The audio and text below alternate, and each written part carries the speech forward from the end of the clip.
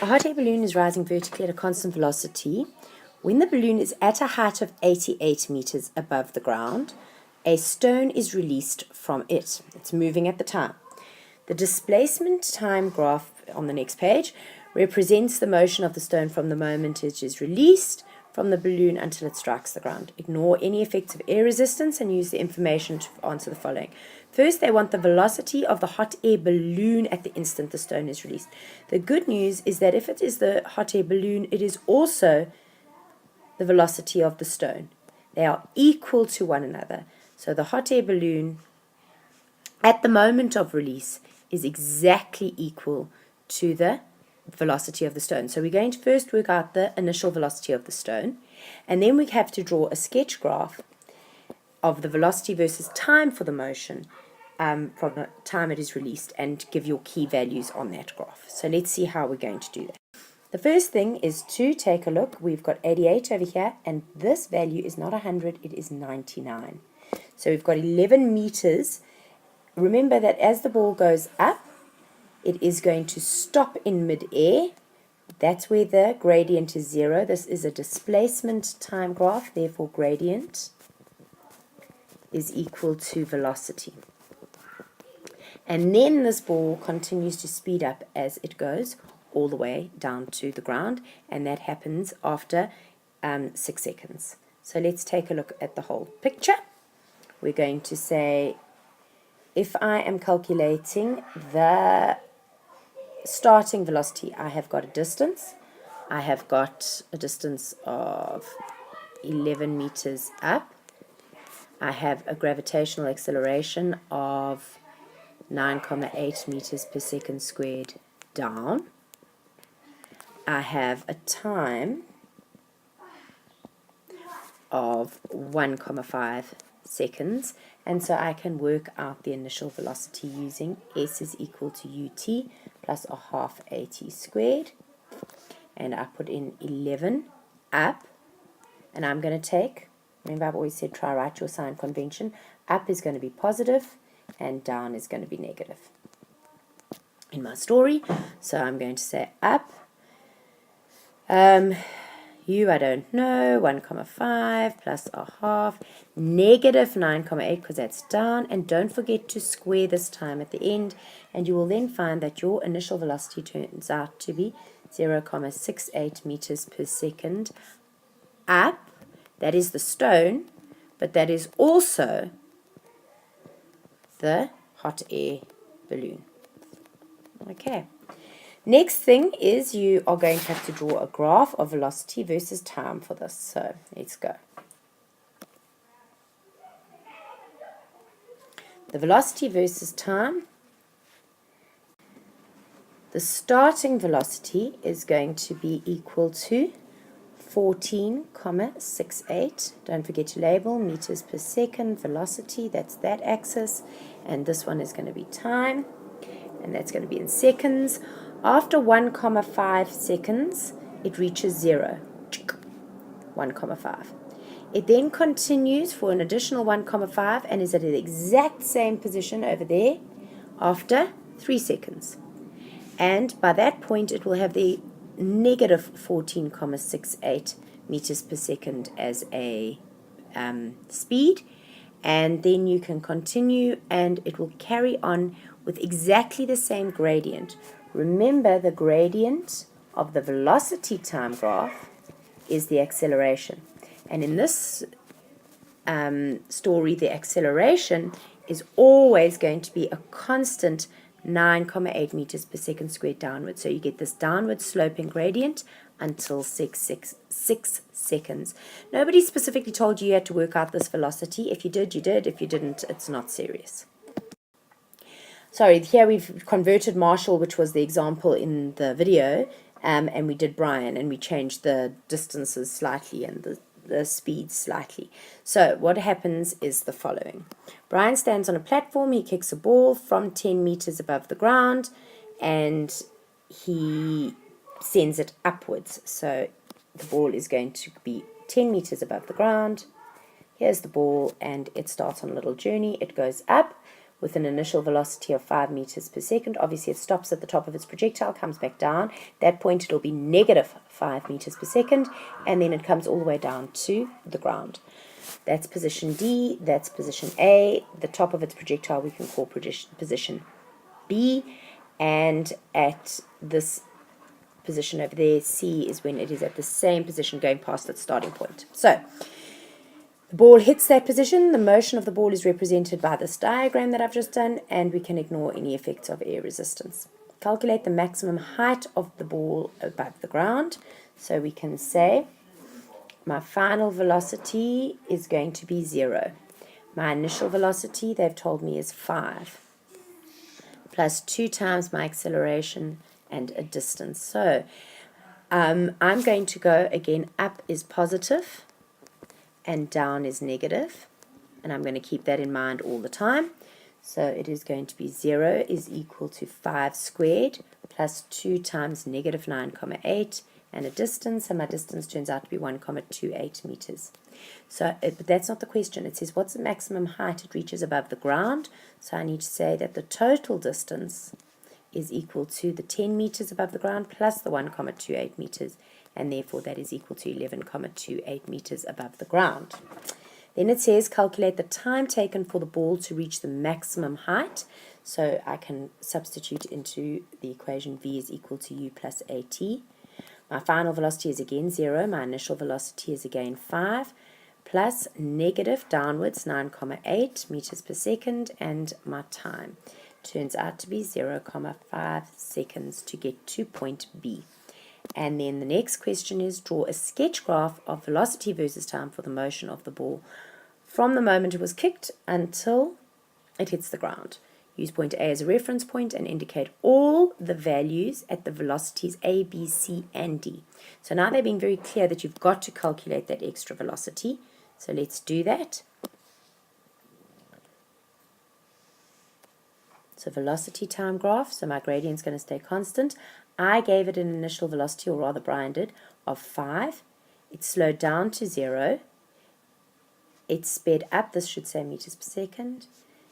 It sped up again until it reached 5 in the opposite direction, and then continued going all the way until point D. My time over here was 0,5.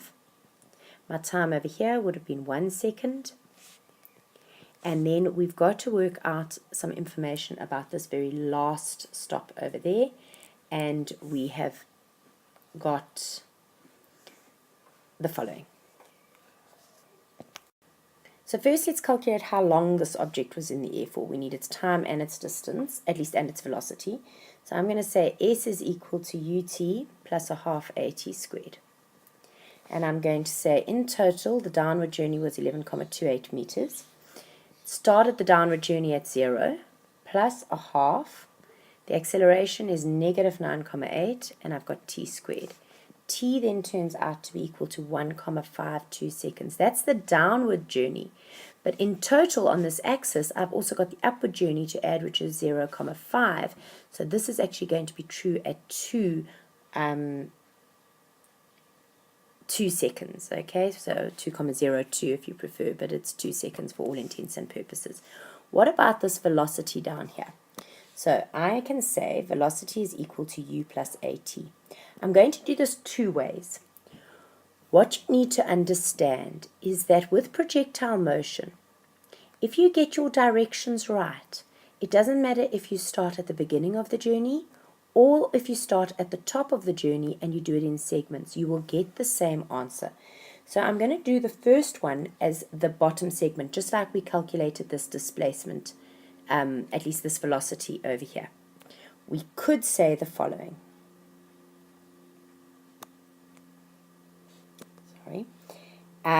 My final velocity is going to be equal to, I don't know, and it is equal to, at the top of the projectile, initial velocity was 0, plus negative 9,8, and your time is, just for the downward journey, 1,52.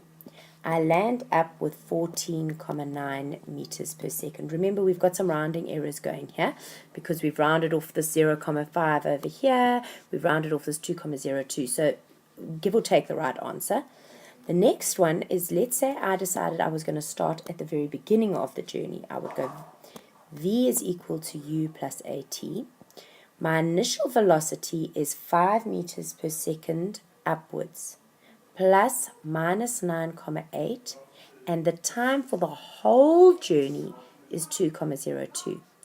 And your answer then turns out to be equal to 14,8 meters per second. So it doesn't matter how you do it, you land up with exactly the same answer. I know it doesn't look like it's exactly, those are rounding errors. It's very close to exactly the right answer. Okay.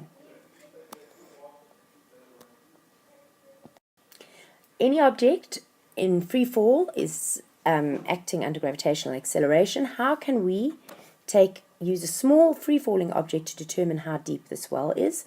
Well, I mean, we could obviously drop it with a 0 velocity and then measure how long it takes until we hear the sound of it hitting the water, and then you could use equations of motion to determine the depth, because gravitational acceleration is going to be equal to 9,8 meters per second squared downwards. Give one reason why this concept of freefall might not give a correct answer. There's air resistance. There's the fact that time is going to, there's actually a lag time in terms of hearing that we are not very good at measuring in terms of human error. You could have given a number of different reasons why this experiment isn't a perfect experiment, but it would give you a good enough answer. You've got a student at the top of a building. He throws a stone upwards with a speed of v. And then he throws a second identical stone downwards at exactly the same speed. Sketch the graphs of position versus time for each of the stones and use the ground as your 0 position. So we've got displacement, we've got time, and the first ball, they both start at the same position. The first one he throws upward, and then it comes back down. That is your x. No, it's not the most beautiful graph. And the second one he throws straight down to the ground, and that's your y. Notice, by the way, that when I've drawn this, I've drawn it with those two bits looking fairly parallel to each other, because that is the same motion. This part's extra, but the other part is the same motion. How will the velocities of the two stones, x and y, compare? Well, let's see. The one goes straight down. Okay. He throws that down, so it has an initial velocity. He doesn't drop it. The other one, he throws upwards with the same speed. And when it gets to there, it must have exactly the same speed, and that part of the journey is the same. So they have the same velocity. We've got a mountain climber standing at the top of a 50-meter cliff that overhangs a calm pool. She throws her stone vertically downward 1 second apart and observes that the two stones reach the water simultaneously after a while. First stone was thrown at an initial speed of 2 meters per second. Calculate the initial speed with which she threw the second stone. So let's go. V squared equals u squared plus 2as.